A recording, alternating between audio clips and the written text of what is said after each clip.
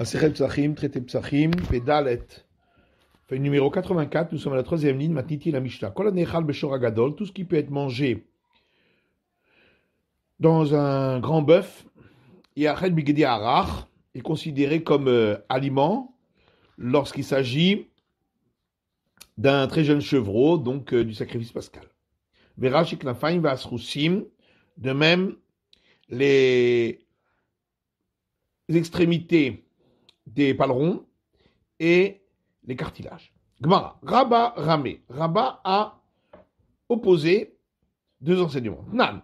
Donc dans notre Mishnah, au début de la Mishnah, tout ce qui est mangé chez un grand bœuf est considéré comme nourriture lorsqu'il s'agit d'un jeune chevreau. Donc ça veut dire que si c'est pas mangé chez un grand bœuf, à ce moment-là, c'est pas considéré comme nourriture même chez le jeune chevreau. Et mais si on regarde la suite de la Mishnah, on dit que également les extrémités de paleron et les sont considérés comme nourriture, comme aliment. Pourtant, ces parties-là ne se mangent pas chez le grand bœuf. Et la Tanaï, donc forcément il faut dire qu'il s'agit de deux opinions de deux maîtres différents. Voilà ce que la Mishnah dit. Tout ce qui est mangé chez le grand bœuf sera considéré comme nourriture dans le jeune chevreau. Mais ce qui n'est pas mangé chez le grand bœuf, non. Et certains disent que même les extrémités des épaules et les cartilages sont considérés comme des aliments. Rava Amar, Mahen Katan. Rava donne une autre explication. Il dit, la Mishnah a bien expliqué à la fin quels sont les éléments qui sont, oui, considérés comme des aliments. Voilà ce que la Mishnah dit. Tout ce qui peut se manger chez le gros bœuf, si on laisse bouillir très longtemps, pourrait être considéré comme aliment dans le sacrifice pascal d'un jeune chevreau qu'on fait griller. Au Mahen, et de quoi s'agit-il? Les extrémités du paleron et les cartilages qui peuvent se manger chez le grand bœuf quand on laisse bouillir très longtemps. Tanya Kevatele Rava, il y a une braïta qui va bien avec cette explication de Rava. Tout ce qui peut être mangé chez le grand bœuf lorsqu'on laisse bouillir longtemps, sera considéré comme un aliment pour le sacrifice pascal d'un jeune chevreau, bitzli, bien que c'est grillé. De quoi s'agit-il? Les extrémités des palerons et les cartilages. Vegidina Hakim, suite de la Braïta, et les tendons tendres, nidonin, kebassar, sont considérés comme de la chair. Itmar, il y a un enseignement. Gidin Suvana Akshot. Les tendons qui finissent par durcir. Rabbi Yochanan Ninin Pesach. Rabbi Yochanan dit, on peut s'inscrire sur ces éléments pour le sacrifice pascal. Reshakishama en Ninin Pesach.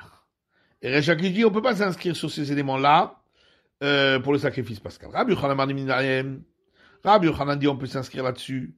Mais Tarash Tazin, on va l'après maintenant. Maintenant, ils sont tendres et ils sont mangeables. Reshakish dit, on ne peut pas s'inscrire là-dessus. Mais Tarbesov Azin, on va l'après la fin. Et à la fin, ils seront durs, ils ne seront pas mangeables. Et Tiv Reshakish Rabbi Yochanan. Reshakish a objecté à Rabbi Yochanan à partir de la Braïta, qu'on a vu, qui dit tout ce qui peut être mangé chez le grand taureau sera considéré comme nourriture pour le petit chevreau, sacrifice pascal. Ou Mahen, de quoi s'agit-il? Rachik Nafaim Vasrusim, le bout des palerons et les cartilages. Hanein, Avagidi Sofanak Shotlo. Donc ça veut dire seulement cela. Mais les tendons qui vont finir par se durcir, non. Amale Tanan, Evodinanach. Il a répondu non. La Braïta a enseigné ces deux cas, mais c'est pareil pour les autres, c'est-à-dire les tendons tendres. Pourquoi les cas qui ont été mentionnés dans la Braïta sont considérés comme des aliments? Parce qu'ils peuvent se manger chez le grand bœuf lorsqu'on les laisse bouillir longtemps. Eh bien, les tendons tendres aussi peuvent se manger chez le grand bœuf lorsqu'ils sont bouillis très longtemps. Amalé Rabbi Amir et Rabbi Avin. Rabbi Amir a dit à Rabbi Avin, lorsque tu vas aller devant Rabbi Avaou, Ramile pose-lui la question suivante. Est-ce que vraiment Rabbi Hanan a dit que les tendons qui vont finir par durcir, on peut s'inscrire sur ces aliments-là dans le sacrifice pascal? Donc ça voudrait dire qu'il va d'après maintenant. Pourtant Rechakish a demandé à Rabbi Hanan, la peau de la tête d'un très jeune veau, Maouché Tamé, est-ce que elle peut recevoir l'impureté? Ça veut dire, est-ce que c'est considéré comme un aliment? Parce que l'aliment reçoit l'impureté. Vamalo ein metamé. Il a dit non, ça ne reçoit pas l'impureté. Alma betar besov azinan. Donc ça veut dire qu'il va d'après la faim. Parce qu'à la fin, ça ne pourra plus être mangé quand le veau va grandir. Amarle. Deramalecha lo chashikimche. Il a dit, celui qui t'a rapporté cette question-là, fais pas attention à sa farine. Ça veut dire, il n'a pas bien réfléchi. Parce que Rabbi Hanan, en fin de compte, il est revenu en arrière. Et il a suivi la vie de Resh Lakish, qui va d'après la fin. Il lui a dit à Resh Lakish, ne m'attaque pas sur l'enseignement qui dit que la peau du veau, de la tête du veau, est considérée comme un aliment. Chez Bishon Yachid Anishoneota. Parce que moi, je considère maintenant que c'est un avis isolé. Et donc, c'est pas pris en compte. Matiti, une prochaine Mishnah. Celui qui casse un os d'un sacrifice pascal pur, recevra la flagellation, donc des 40 coups. Avalamotir betaor. Par contre, celui qui laisse la chair d'un sacrifice pascal pur dépasser le temps de consommation. Va chover betame, ou celui qui casse l'os d'un sacrifice pascal impur, et ne loquet arbaïm ne recevra pas la flagellation des 40 coups. Alors, la Gemara dit, Bishlam, Mamotir betaor, je comprends, pour celui qui laisse passer le temps de consommation pour un sacrifice pascal pur, qu'il ne reçoit pas la flagellation de Tania, parce qu'il y a une braïta qui dit, l'autotir menouad boker, c'est marqué dans le verset, vous n'en laisserez pas jusqu'au matin, va notamment menouad boker vegomer, et ce qui reste jusqu'au matin, il faudra le brûler dans le feu. Le verset a donc donné un commandement positif de brûler dans le feu, après qu'il a apporté le commandement négatif de ne pas laisser passer le matin, jusqu'au matin. L'omar shen lokin. Et puisqu'il y a donc un commandement positif juste après, ça vient nous apprendre qu'on ne reçoit pas la flagellation pour le commandement négatif. Livré Rabuda, ça c'est la vie de Rabuda. Rabbi Yaakov Omer, Rabbi Yaakov dit, l'homme Hashem Gouzé, c'est pas pour cette raison. Et la Mishun Davel Elav Shen Boma assez. Mais c'est parce que l'interdiction de laisser passer le temps limite, c'est un interdit pour lequel il n'y a pas d'acte. Il ne fait pas un acte en le laissant passer. Et là-dessus, on ne reçoit pas flagellation. Et la Shover Betamim Minalam. Par contre, celui qui casse l'os d'un sacrifice pascal impur, d'où on sait qu'il ne reçoit pas la flagellation. D'amakra, parce que le verset dit, et un os, vous ne casserez pas en lui. Sacrifice pascal. Pourquoi c'est marqué en lui? Beau, en lui, mais cachère. Uniquement chez le sacrifice pascal qui est valable. Mais l'homme pas sous, pas pour celui qui n'est pas valable. Tanoura Banan. Il y a une braïta qui dit, c'est donc marqué dans le verset, et un os, vous ne casserez pas en lui. Beau, mais cachère, veut pas sous. En lui, celui qui est valable, pas celui qui n'est pas valable, donc à l'exception de celui qui est impur. Entre autres. Rabbi Omer, Rabbi dit, le verset dit d'abord qu'il faut le manger dans une maison, dans une seule maison, et ensuite il dit qu'on ne doit pas casser l'os. Pourquoi c'est écrit l'un à côté de l'autre? Pour nous dire, tout sacrifice pascal qui est apte à être mangé, il y a l'interdiction de casser l'os. Celui qui n'a pas qu'il n'est pas apte à être mangé, pour celui-là, il n'y a pas l'interdiction de casser un os. Maï Benayou, quelle est la différence pratique entre la première explication et la seconde, celle de Rébi? La différence, c'est pour un sacrifice pascal qui vient dans l'impureté parce que l'assemblée est impure. Les mains d'un kacher, d'après celui qui dit que c'est seulement le Pessah qui est kacher, qui est valable, pour lequel l'interdiction de casser les os. Hapasoul, celui-là, il n'est pas valable. Seulement, l'impureté a été simplement repoussée dans le cas de la communauté entière. Mais c'est pas considéré comme un sacrifice pascal valable, et donc il n'y a pas l'interdiction de casser les os. Les manamaraoula achila, par contre, d'après Rémi qui dit qu'il faut qu'il soit apte à être mangé, hanamiraoula achila, celui-là aussi il est apte à être mangé. Et c'est pourquoi il y a l'interdiction de casser les os. Rabbi Yosef lui dit, dans ce cas-là, d'un sacrifice pascal qui a été offert dans l'impureté, d'après tout le monde, il n'y a pas d'interdiction de casser les os. Des Rébi la coulé katé, parce qu'en vérité, Rébi, lui, est venu autoriser, pas interdire. Raya pas soulou. Or, ce sacrifice pascal, d'après tout le monde, il est considéré comme impropre, et c'est pourquoi il n'y a pas l'interdiction de casser les os. Et là, mais seulement, la différence entre les deux avis, c'est, dans le cas du sacrifice pascal, qui au départ était apte, a été fait selon les normes, et ensuite, il est devenu impropre. D'après celui qui dit qu'il faut qu'il soit apte, il était apte, puisque le service a été fait selon les normes. D'après celui qui dit qu'il faut qu'il soit apte à être mangé, là il n'est pas apte à être mangé. Par exemple, dans le cas où il est devenu impur après qu'on ait lancé le sang. Donc tout le sacrifice a été fait comme il faut, mais après il est devenu impropre parce qu'il est devenu impur. C'est là qu'il y a une discussion. Abaye lui dit d'après tout le monde, dans un cas pareil, il n'y a pas d'interdiction de casser l'os. Maïtama, pourquoi maintenant, en tout cas, il est impropre. Et la différence entre les deux avis, c'est concernant casser les os, quand il fait encore jour, le 14. Le manama kacher, d'après celui qui dit qu'il faut qu'il soit un sacrifice pascal qui est apte, validé, celui-là il est validé. Le manama raoul achila, par contre d'après celui qui dit qu'il faut qu'il soit apte à être mangé, acheta la barachilaou. Pour l'instant, il n'est pas encore apte à être mangé, puisque c'est qu'à la nuit qu'on peut le manger. Donc, il n'y a pas d'interdiction de casser les os. Métivé, on objecte contre cette explication.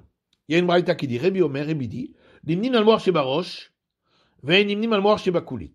On peut s'inscrire sur la cervelle, pour manger la cervelle du sacrifice pascal, mais pas sur la moelle du fémur, parce qu'on ne peut pas casser le fémur. Alors, chez Barosh Maïtama, et pourquoi on peut s'inscrire sur la cervelle? Parce qu'on peut gratter et le faire sortir la cervelle par les naseaux, sans casser l'os. Mais si tu considères que on a le droit, d'après Rébi, de casser les os dans la journée avant la nuit, alors à ce moment-là, pour la moelle du fémur aussi, il devrait pouvoir s'inscrire parce qu'on pourrait casser le fémur dans la journée, faire sortir la moelle, et donc il peut s'inscrire dessus. Abaye te répond à cette question, il dit ta mère, d'après toi qui pose la question, même après la nuit, ce serait possible. Pourquoi? N'a été Goumarta, il n'a qu'à amener une braise, venir la poser sur l'os du fémur, Vénikla, le brûler, Venavka les moires d'idée, il peut faire sortir la moelle. Venimner aller, donc on aurait le droit de s'inscrire dessus. D'Atadia Valasore Ba'atsamot, comme c'est marqué dans une braïta, celui qui brûle les os, Vamachater Begidin, ou qui coupe des tendons, El Bobichou Shurataïtsem, il n'y a pas l'interdiction de casser les os. Et la Maït Lachlemema, qu'est-ce que tu vas répondre alors? Abayama Mishum Peka. Parce que là-dessus, il y a plusieurs explications. Première explication, pourquoi on ne permet pas donc de mettre la braise sur l'os? On craint que l'os va éclater, et donc là, il va se casser. Ravamam Joum Efset Kodashim, et Rava dit, de peur que la braise va aussi brûler un peu de moelle, et donc on va détruire un peu d'aliments sanctifiés, des kavavsi des biadaim, et là il le détruit directement avec ses mains, c'est interdit. Dans le cas où le feu consumerait un peu de cette moelle. Donc moi je vais te répondre aussi. Pourquoi il ne peut pas dans la journée casser le fémur? C'est aussi un interdit des sages, comme avant, comme on a vu d'après ces deux explications, un interdit des sages de casser dans la journée, de peur qu'il le casse après la tombée de la nuit. Rapapa Amar. Rapapa lui dit,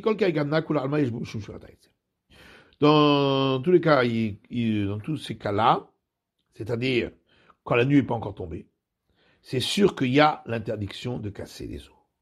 Maïtama, les urtam, pourquoi? Parce que à la nuit, il sera apte à être mangé. Donc ça s'appelle apte à être mangé. Et la Mais la différence entre les deux explications concerne un membre du sacrifice pascal dont une partie est sortie en dehors de l'endroit où on avait le droit de manger, ça veut dire en dehors de Jérusalem. Madame Akacher, d'après celui qui dit qu'il faut que le sacrifice soit apte pour qu'il y ait interdiction de casser l'os, mais là il est apte, puisqu'il y a une partie de tout le reste est mangeable. Et donc c'est pourquoi on n'aura pas le droit de casser l'os. Quand on coupera la partie qui est sortie et qui est interdite, il ne faudra pas casser l'os. Madame Par contre, d'après celui qui dit que c'est seulement quand on peut manger, voilà que l'endroit où on coupe, c'est un endroit qu'on ne peut pas manger. Et donc c'est pourquoi il n'y aura pas d'interdiction de casser l'os. Qu'il est Tania, comme c'est marqué dans l'Ibraïta, Rabbi Shmuel ben Rabbi Yochanan ben Meroka Omer, Rabbi Shmuel, fils de Rabbi Yochanan ben Meroka, dit, et Verchet Samiksato, un membre dont une partie est sortie de là où on a le droit de le manger, et donc est devenu impropre, ou Shvaro, si on a cassé l'os, il n'y a pas d'interdiction là-dessus de casser les os. Rav Shechet Bered Ravidi Amar, Rav Shechet, fils de Ravidi, lui dit, dans un cas pareil, d'après tout le monde, même d'après les sages, il n'y aurait pas l'interdiction de casser les os. Derrière, Hapasoulou, parce que ce membre-là, il est devenu impropre, puisqu'il y a une partie qui est sortie. Donc cette partie, on ne peut pas la manger. Et la Shur Ataritzem Benna et Kabenayu. Mais la différence entre les deux explications, ça concerne casser les os d'un sacrifice pascal qui n'a été qu'à moitié grillé. Madame Akacher, Akacherou. D'après celui qui dit qu'il faut qu'il soit apte, ben celui-là il est apte. Madame Araoul Achila. D'après celui qui dit qu'il faut qu'il soit apte à être mangé, pour l'instant il n'est pas apte à être mangé parce qu'il n'a été grillé qu'à moitié. Rav Nachman Yitzhak Amar, Rav Nachman Yitzhak lui dit, dans un cas pareil, il y a l'interdiction de casser les os d'après tout le monde. Maïtama, pourquoi? Il est quand même apte à être mangé des matvelev achilé, parce que t'as qu'à continuer à le griller un peu plus, et à ce moment-là, on pourra le manger. Et la shvirata al yaï kabenayu. Et la discussion, la différence entre les deux, c'est concernant casser les os de la queue. D'après celui qui dit qu'il faut que ce soit un sacrifice pascal qui est apte, il est apte. Donc c'est interdit. D'après celui qui dit qu'il faut que ce soit apte à être mangé, celui-là, il n'est pas apte à être mangé. Derrière les gavos à Salka. Parce que la queue d'un agneau doit être consumée sur l'autel. Ravashi Amar, Ravashi lui dit, dans un cas pareil, c'est sûr qu'il n'y a pas d'interdiction de casser les os pour la queue. Ce qui n'est pas du tout destiné à être consommé. Et donc, si ce n'est pas destiné à être consommé, il n'y a pas d'interdiction. Et la mais la différence entre les deux avis concerne un membre avec un os sur lequel il n'y a pas le volume d'une olive de chair. D'après celui qui dit que l'interdiction c'est dans le cas où il est apte, celui-là il est apte. Mais d'après Rémi qui dit qu'il faut qu'il soit apte à être mangé, il faut donc qu'il y ait dessus la mesure minimale qui est considérée comme manger, ce qui est le volume d'une olive, et il n'y a pas ici. Ravina dit dans un cas pareil, d'après tout le monde, il n'y a pas l'interdiction de casser les os. Il faut que sur cet os, il y ait de la chair qui est le volume d'une olive, qui est le volume nécessaire pour considéré comme mangé. Et là, mais la différence entre les deux explications concerne un membre avec un os où il y a le volume d'une olive de chair à un endroit, mais pas à l'endroit où on est en train de le casser. Les mains d'un kasher, d'après celui qui dit qu'il faut que le sacrifice pascal soit apte, là il est apte. Donc il y aura l'interdiction de casser les os. Les mains d'un d'après celui qui dit qu'il faut qu'il soit apte à être mangé, il faut pour cela qu'il y ait la mesure nécessaire pour être appelé consommation, c'est-à-dire le volume d'une olive, à l'endroit où on casse, valika. Et il n'y a pas dans ce cas-là, donc il n'y aura pas d'interdiction de casser. Tanya karba'a minayhu. Il y a une braïta qui suit 4 des opinions qu'on vient de rapporter. Des Tanya, il y a une braïta qui dit Rébi Omer. Rébi dit, donc c'est marqué au début du verset, dans une seule maison, il sera mangé. Et ensuite, c'est marqué Ve'etzem otish berubo. Et vous ne mangerez pas, et vous ne casserez pas un os de lui. Ala kasher ou chayav et no chayav ala pasoul. Donc, il est passible de flagellation que s'il a cassé un os d'un sacrifice pascal apte à la consommation, mais pas s'il n'est pas apte à la consommation. Si, au départ, il était apte, c'est-à-dire qu'on a fait tout le service sacrificiel selon les normes, mais il est devenu inapte par la suite, au moment où on doit le manger, parce qu'il est devenu impur, par exemple. Et dans ce cas-là, il n'y a pas l'interdiction de casser les os, puisque maintenant il est inapte. C'était une des réponses qu'on avait vues. Et si il y a sur cet os la mesure qui est appelée consommation, donc la mesure d'une olive, il y a l'interdiction de casser l'os. Et s'il n'y a pas cette mesure de chair, il n'y a pas l'interdiction de casser les os. C'est aussi une opinion qu'on avait vue. Celui, un os qui est destiné à monter sur l'autel, comme l'os de la queue, il n'y a pas dessus l'interdiction de casser l'os. C'est aussi une opinion qu'on avait vue.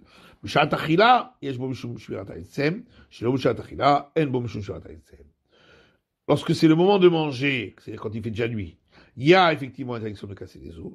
Mais si c'est pas le moment de manger, ça veut dire encore dans la journée, il n'y aura pas cette interdiction. D'après Rébi, c'est aussi une opinion qu'on avait déjà vue. C'est la fin de la feuille numéro 84 du DAF Pédalet.